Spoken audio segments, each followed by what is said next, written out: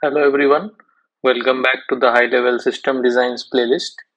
In this episode, we are going to unlock a powerful system design framework that can help us approach any design challenge, whether we are building real world scalable systems or preparing for any interview. So, this mental model has personally helped me deal with real life design challenges, and I hope that it will help you to think in the right direction. So let's simplify this one step at a time, right? So the basic thing that this six-step mental model will teach you is how to approach a design problem or a situation, right? How to think in these scenarios. So what is the problem? Why do we need such a mental model or such a framework? So design challenges or in your daily job, the system design challenges that we face are quite vague, right? There are no real boundaries, there are no established constraints, and it is on us how we define these boundaries, how well we understand the requirements, and then proceed. That's where I have seen most of us engineers get very overwhelmed because we start from databases, we talk SQL databases, we talk Redis, we talk about load balancers, but without having much context on the real problem that we're trying to solve. Okay, without understanding the problem first. So that's why this mental model or a repeatable framework we can use in these scenarios, and we can apply it to any problem space that we face in this area, right? So this can act as a foundation for designing the systems, just like an architect doesn't begin with bricks, right? But with a blueprint of or the layout of the house or apartment that he's trying to develop. Similarly, we will use this six-step framework that brings clarity, structure, and direction to our design challenges. So that's the motto of this framework. And yeah, let's see what this framework is, and let's understand it step by step. Okay. So the step one of this framework is clarify requirements.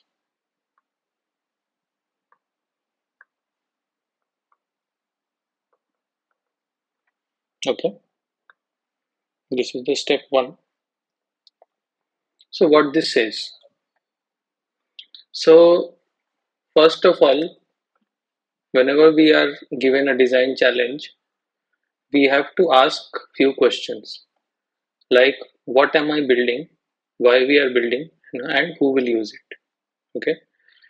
For asking these questions, after asking these questions, the requirements become clear to us. We don't have to rush it. We have to take it step by step. So the requirements can be broken down into two major groups. First is functional and second is non-functional. Functional requirements tell us what the system will do, who are the users, what are the business processes that we need to support, and things related to the functionality of the system we are trying to build. Non-functional requirements tell us what's the expected latency, what is the availability, how available the system is, what kind of consistency levels are we looking at when we talk about data. Okay, and and everything that is not related to functionality but that is related to the technical aspect of it. Okay, that is covered in the non-functional requirement. Second thing that we should always check and discuss is scale. Okay, the scale. So when we talk about scale, we should always think in terms of metrics like daily active users. What is the daily active users for the system? What is the read write ratio? Okay, if it is a read heavy system or a write heavy system that you are anticipating, what is the read write ratio? What is the global user base? Whether the users are scattered across the globe or they are localized, and demographic factors like this we should uh, think about when we are talking about scale. And the final point in the first step is what are the constraints that the system has, whether there is requirement for data retention, whether we have some mandates like legal and security implications, local laws, and all that stuff. So this is the step one where we clarify the requirements first based on these few pillars. Okay. Now we'll move to step two. So the step two is after we have understood the requirements, once we are clear on what the system needs to do, we will define the programming interfaces, application programming interfaces, or the APIs. Okay. So let's put that here. The step two is, sorry, step two is APIs. Okay. So the step two is API design, right? So this helps breaking the bigger problem into smaller chunks, right? So our architect here says that think in terms of recursion, because that's what we do, right? We break down a big problem into multiple smaller problems, and that's what helps us to design the APIs properly. Okay, API design and API first thinking helps us ensure clarity in our system design. Okay, we segregate the APIs generally based on functionality and based on the business processes, and that ensures that there is enough clarity in our design. Okay, so when we talk about APIs, let's address a common question. Should we use REST APIs or should we use GraphQL? Should we use remote procedure calls like gRPC techniques? So when we talk about these three options, so REST APIs are useful when you are looking to have simple web APIs that are used to perform CRUD operations on your data, right? And they follow the Open API standards of doing things. And all you need is the ability to perform CRUD on your data. That's when we go for REST. GraphQL comes into picture when the data needs are flexible, or when we have to selectively retrieve data and we know the fields, we know the schema that we are dealing with, and we need selective data. For example, on mobile applications, there is a need for selective field loading, right? gRPC comes into picture when we are working on high performance internal service calls where very low latency is required. Okay, for example, gRPC is a very good fit for internal messaging between microservices, microservices architecture. So let's take an example. Our architect here is given a task to design a paste bin system. So if you are not aware of this, so this is a uh, typical paste bin system where you can paste content to a text box and share the generated URL with your colleague or with your friend, and they can access the pasted content. Let's say you're trying to share a code or a very long sort of document or something. So this is a very easy way of doing that.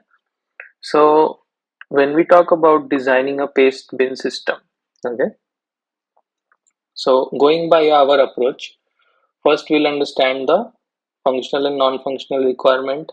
Then we should go think on the lines of API design. So functional requirement, as I just told you, right? We will just give the user the ability to paste content and get a shareable link. Then the person who clicks on the shareable link has the ability to read the pasted content. So that's the functional requirement. Okay. When we talk about API design, what kind of APIs do we design here, and what approach do we take? So we are seeing that we simply want to paste data, okay, and we simply want to read data. So it satisfied the CRUD use case that we were discussing about. So I think the REST API approach will be good for this scenario. So let's go with the REST approach. Once we go with the REST approach, we'll quickly discuss what kind of APIs we can have here.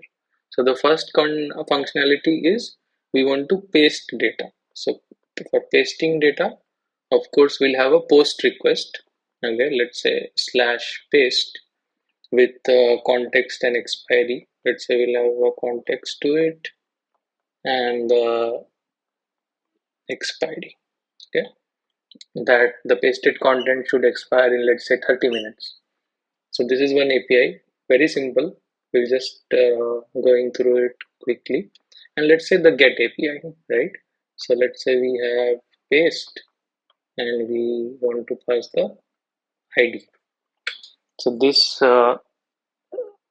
request will enable us to uh, read the pasted content, right? So these are the very two basic APIs that we can design for this paste bin service that we are building. Okay, so a quick tip from our architect here: the APIs are our contracts, right? APIs enforce clarity in the system, so we should define them well, and that will enable us to design better systems. So when we are talking about APIs, there are three important points which I would like to touch upon. The first one is idempotent APIs. So that's a term, industry term that we use. Basically, it means idempotency means calling the same API multiple times, but with the same input always results in the same output, right? It's very crucial for safe retries in real world system. For example, put request uh, is generally idempotent by design, whereas post request is not.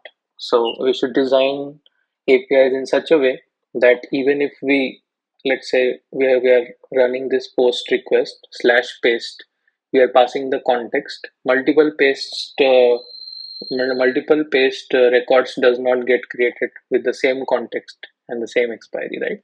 So our API should be designed keeping this in mind. Second is versioning, whether versioning is needed or not. So APIs evolve over time, and versioning helps you introduce changes without breaking existing clients, right? A common practice is to include the version in the URL path. So that's a common thing that we follow. Third is rate limiting. So rate limiting is very useful because it controls how often a client can hit our API, protecting our system from abuse or overload. Right? It is an essential and a fundamental part of building resilient and fair APIs. So we just touched these concepts, but we'll discuss them in detail as we progress through the course. Okay. So we are done with our step two. Step two, and the third step is, so first we clarified the requirements. Second, we thought about APIs and build the APIs. Now we move to the data layer. So we think about database design. Okay. So we think about the database design.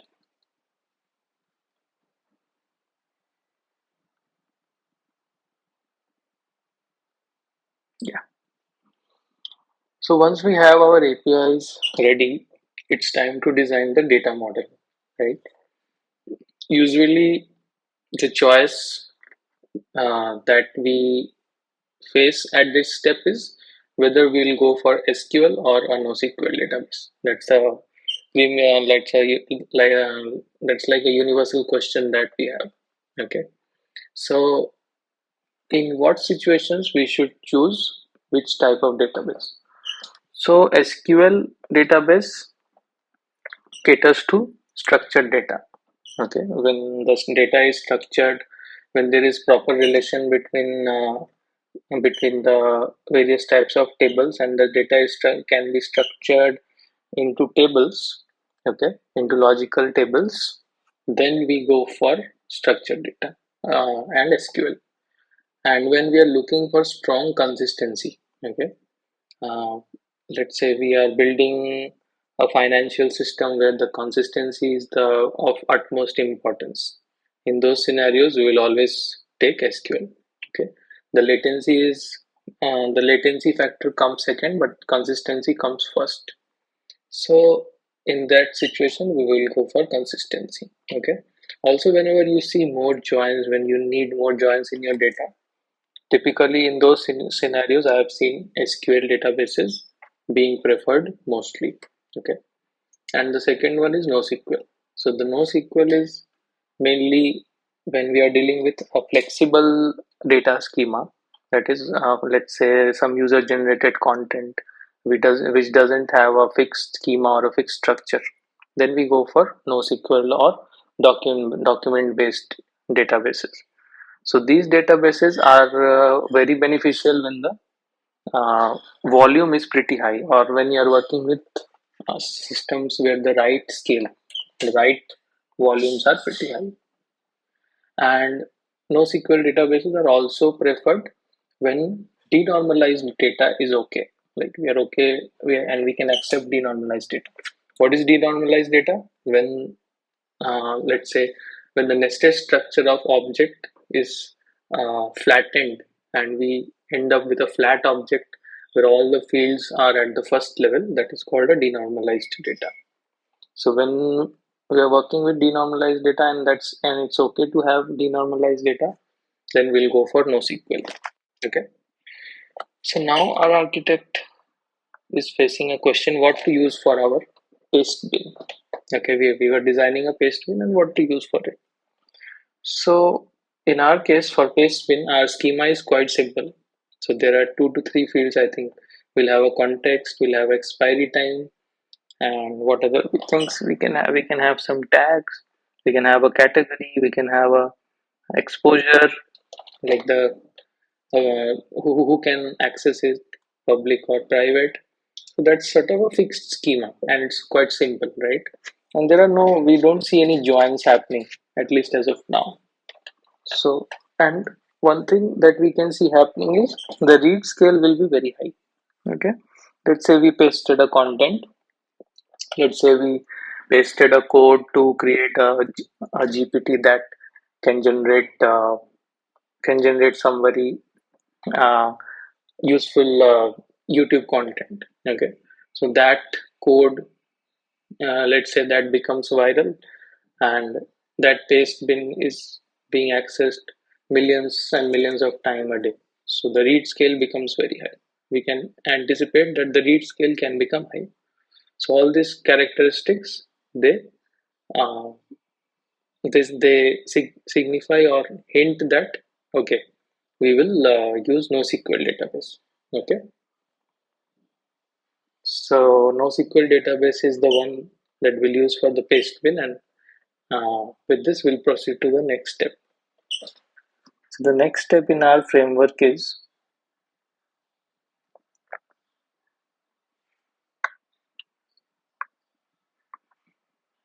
we will estimate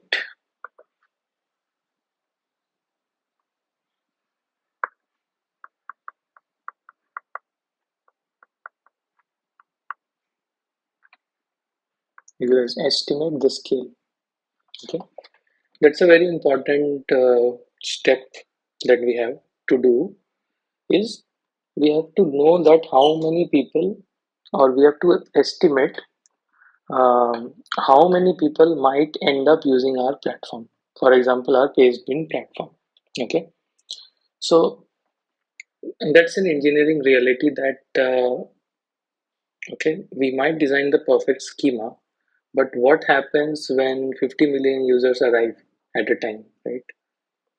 how does our system cope up with that scale, sudden scale. So that's why we have to estimate and handle scale and design for scale from the inception, right? So for at this step, what we can do is we can think in terms of few important metrics, that is QPS or query per second, and storage, and the third is bandwidth. So what is QPS? So the QPS is a number that helps us uh, arrive at a ballpoint figure for our system's scalability. Okay. So QPS is calculated for read requests and write requests separately, and QPS is also calculated for peak load versus average load for our system based on the traffic that we are having or we are expecting to see. Okay.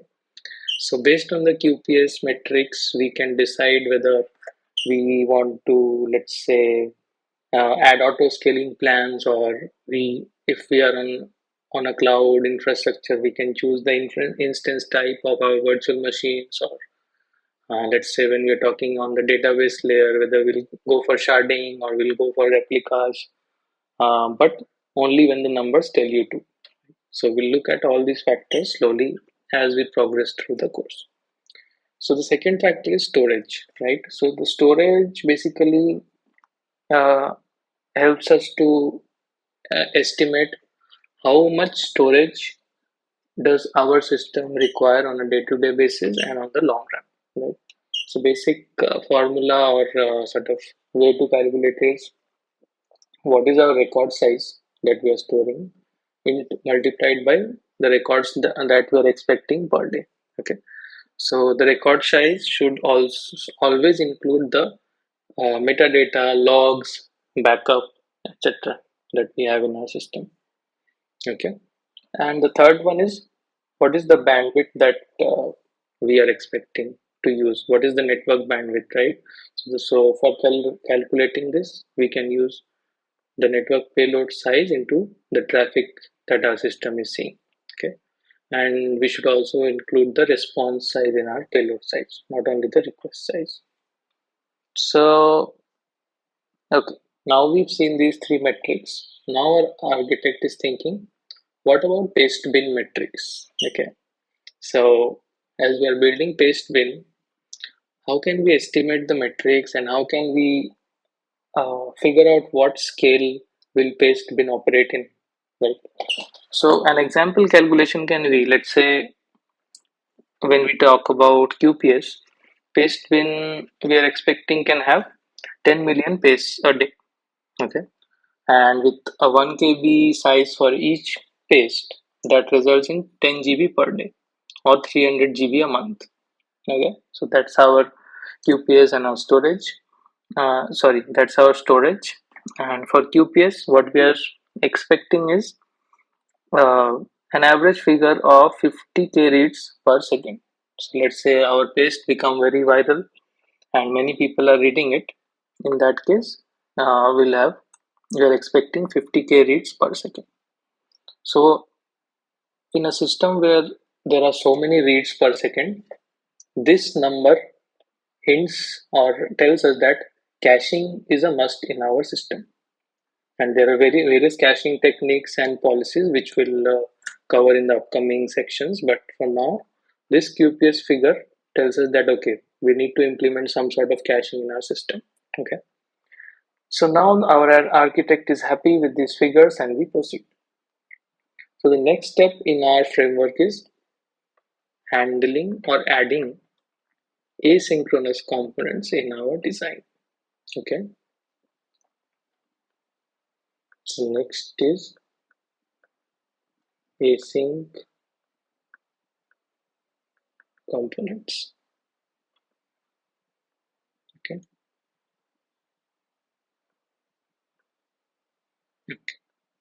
So we will go to our step 5. Okay. So next step is adding asynchronous component. So why asynchronous component, right?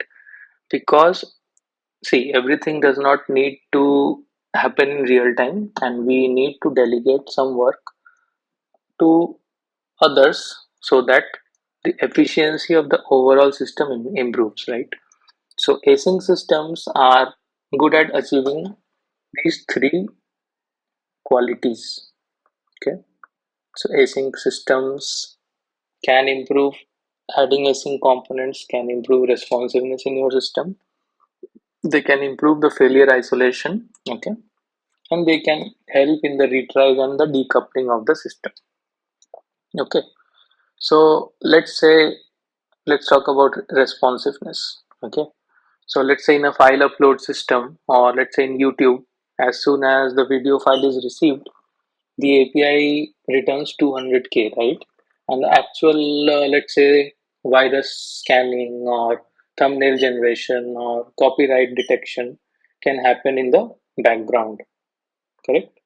It can happen in the background. Some heavy tasks are offloaded to the background, and immediately a 200 for success response is returned to the user for the file upload process. Okay, so that improves the responsiveness, and it improves the user experience of the system, correct? So next one is failure isolation. For this one, let's consider an example where our service posts a message to a message queue like Kafka. Okay, let's say this is Kafka, and our service is posting a message. This is our service. Okay, so let's say on this Kafka queue, there are multiple downstream systems that are subscribed. Okay, so if the downstream service fails, if the downstream service that processes this message is down, the message waits, and if this message waits, the entire system is at a pause here, right? And if this is pause, that's a good thing, because if these systems are down, okay, and this message is waiting, the blast radius of this failure, right, is isolated, is isolated. Okay, so the effect of these downstream systems being down is contained, and this failure is isolated, and this helps in keeping the entire system available, correct? So this is how async components can help us in uh, sort of failure isolation of failed components, correct? And the third of quality that it adds to our system is retries and decoupling. Okay, so let's take an example of an order system. When you place an order, a service publishes an event like, let's say, order placed. Okay, and there is a billing service, there is a notification service, and the inventory service all consume it independently. Okay, if one of these services fails, it can retry later without impacting any others. Okay, so that is about retries and decoupling. Various Basically, it promotes decoupling and loose coupling within individual components of a system once we introduce asynchronous components. Okay, so few use cases of these asynchronous components are: it is heavily used in notification systems. Okay, and it's heavily used in analytics event processing systems. Okay, and content archival, let's say in YouTube and all, and also in image editing platforms, like when we resize image, or some heavy loading tasks that can run in background. So they are delegated to asynchronous components of the systems. Okay, so what are the few tools or tech used at this step? So I just wanted to give you an idea of what's being used in the industry for this. So mainly Kafka or SQS or RabbitMQ, message queues like this are used for queue-based communication. And if we are working with scheduled jobs, scheduled work, we use crons, right? So we and the third one is we use a pub sub architecture of publisher subscriber model for notifications. Okay. So now our architect is thinking, how can we do async in paste bin? Do we even need async components in paste bin? So our architect is looking for this answer, right? So let's think how in paste bin we can introduce async components. So let's say we take a strategy that we don't check for expiry at read time. Okay, when we are reading a, a paste from someone, we will not check whether the paste is expired at read time. Rather, what we'll do is we'll delegate the expiry check to asynchronous components in our system.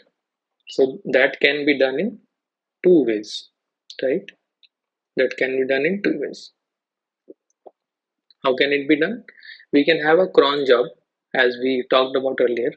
We can have a cron job that can run every hour, every 1 hour, and it can delete the expired records from the system so that during read, we don't have to create or issue this extra query to check the expiry.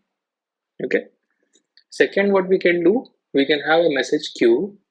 Okay. And in this message queue, we can enqueue a job that will delete expired records periodically.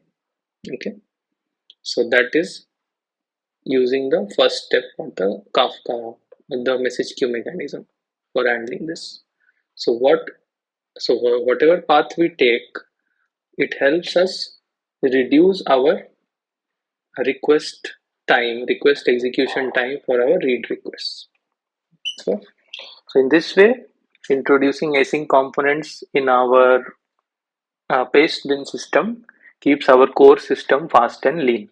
Okay, so our architect is happy that we could improve the performance of our paste bin system, and with this we'll proceed to the last and final step of our mental model, that is trade-offs and bottlenecks. Okay, so let us update our 6-step framework steps. So final is trade-offs and bottlenecks. Okay, so this is a very interesting one, right?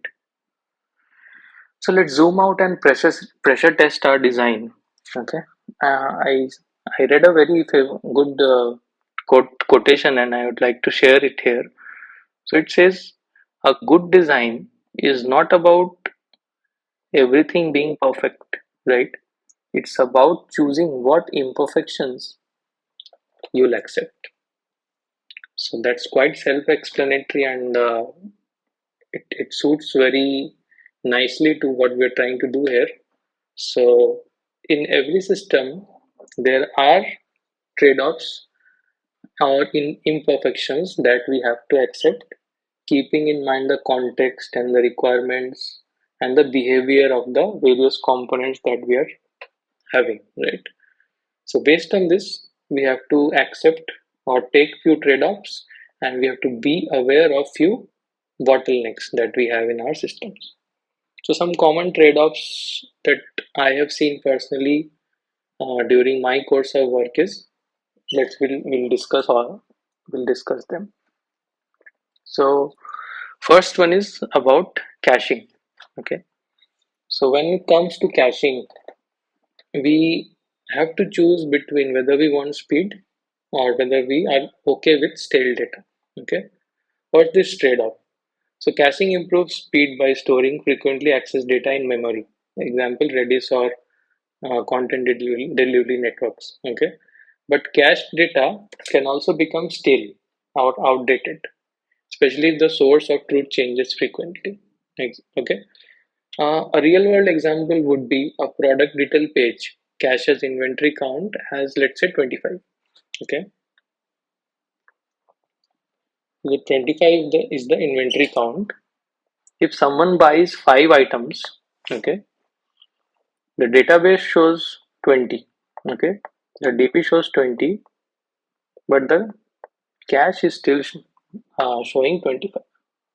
Okay, for a few seconds, let's say for 5 seconds, until the DB updates the cache again. Okay, so we have to have a trade-off between this time and this updation versus the stale data factor that we are showing the stale data for some time. So that is a trade-off that we have to take based on the system requirement. So how to decide? So use cache when real-time accuracy isn't very critical. Example, let's say YouTube post views or user profile info or something like that, and avoid cache for systems where the data consistency is the top factor. For example, financial or billing or stock level data where the precision matters, right? Yep. So the next one is strong consistency. So what is this about? So we have to choose between accuracy versus latency, right? Strong consistency ensures every user sees the same data at the same time, okay, across all the replicas of your system.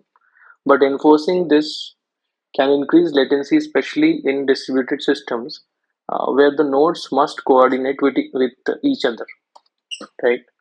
So a real world example would be in a payment system. You want strong consistency, right?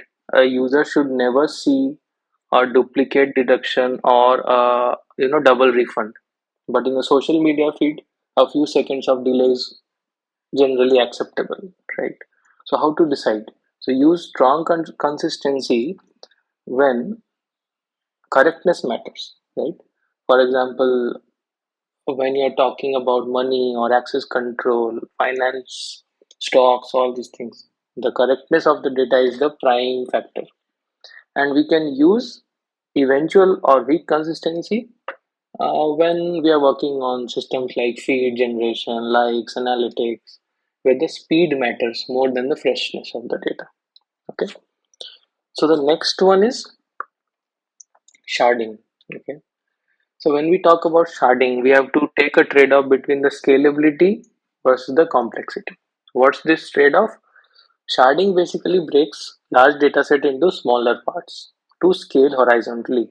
Okay, we are looking for horizontal scale, and we are breaking down large datasets into smaller parts or shards. But managing shards again introduces complexity in the system, which we'll see later.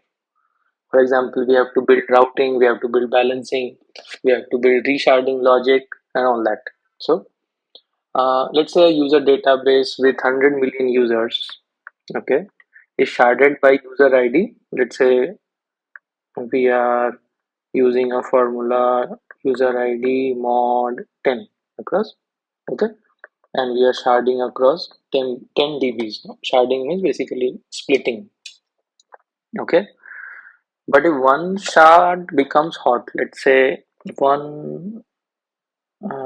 have shard 1, we have shard 2, we have shard 10. This shard 2 becomes hot.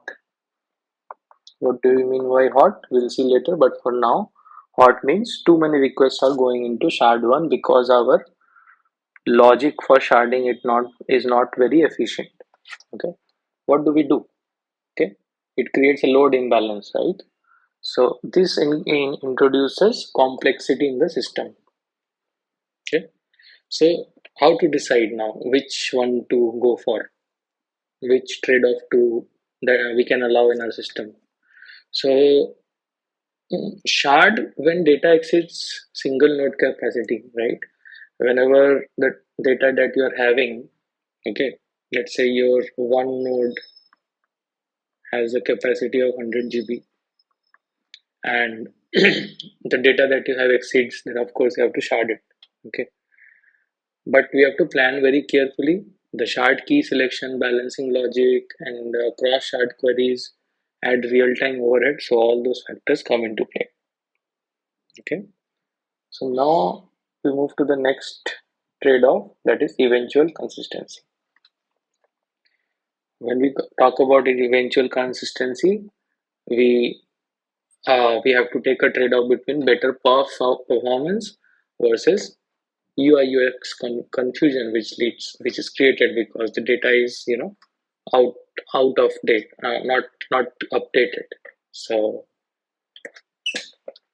that's what when we talk about eventual consistency, we have to choose between whether we'll go for a better performance, okay, whether we want our UI to refresh immediately, UI to be very responsive, or whether we want to go for a you know correctness of the data. Okay, the last trade-off that I've seen that is required to be taken is replication. Okay, so when we talk about replication, the trade-offs are we have to decide between read scale versus the update delay. What is this? So replication basically copies data across nodes, right, to improve the availability and the scalability of the read traffic. Okay, but again, syncing these replicas can introduce an update lag. Our update queries can become slower because we have to sync all these replicas periodically. Okay, an example would be your app needs user data from a replica that's a few seconds behind the primary DB. Okay, the user updates their profile but still sees the old photo for let's say 10 seconds because the replica is behind our DB and it is not synced. So that's the trade-off that we have to take. Whether our system needs scalable reads or whether our system needs can accommodate some update delays, right? So how to decide on this? So replication is very good for read heavy workloads. Example, let's say we are building Splunk dashboards, Tableau dashboards, product listing page or marketplace homepage, right? Where uh, where the requests are very read heavy. Then we go for read scale. Okay. For write heavy, the critical paths prefer consistent reads or use the leader reads only. Okay.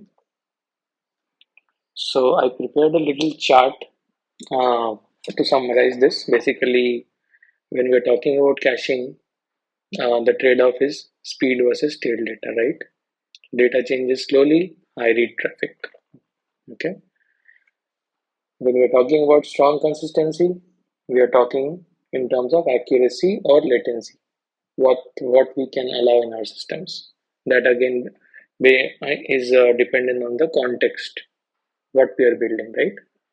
Next, we talk about sharding. When we are talking about sharding, we have to choose between scalability and managing the complexity. Okay. And the next one is when we talk about eventual consistency, we talk about performance versus the user trust or confusion that arises by seeing the non-latest data, non-updated data. Okay. And final one is the replication factor. So whether we want to go for read scale or we can allow some update delay, right? So this was the 6-step mental model that has personally helped me a lot in tackling design challenges. And yeah, our architect is back with some suggestions again. So basically, we have to ask few questions, right? After doing this mental model or following this 6-step framework, we have to ask, okay, where does the design fail? Where does this design fail? How can this be? Can this be simplified even further? Okay, and what happens if we retry or the system crashes? Okay, for example, the page build system that we made following this 6-step framework, right? It gets, let's say, 1000x traffic on one post. Should we cache it? Should we store in CDN? Or should we pre-compute the static parts of the pages and store it to make the read request even far faster? All this uh, things become clearer as we scale and move across thinking through this framework. Okay, so this was it, guys, and this is how I've seen senior engineers think, and I've seen architects in our teams in the industry think and tackle problems. And basically, this teaches us how to make trade-offs and not just build diagrams. Okay, so so that was it for this episode, and in the next episode, we'll start with the first step of this framework, that is breaking down requirements. How we break down requirements and start with designing system. How to break complex needs into actionable parts, right? And so this framework or this mental model we can apply to any system, and I think it will help us think in the right direction. And in the next episode, we'll go deeper into breaking down requirements, and we'll learn how great engineers break complex needs into actionable parts. Okay, so thanks again for watching this. I hope this adds value, and I hope I made good utilization of your time. Thanks a lot for your time again, and I'll see you in the next episode.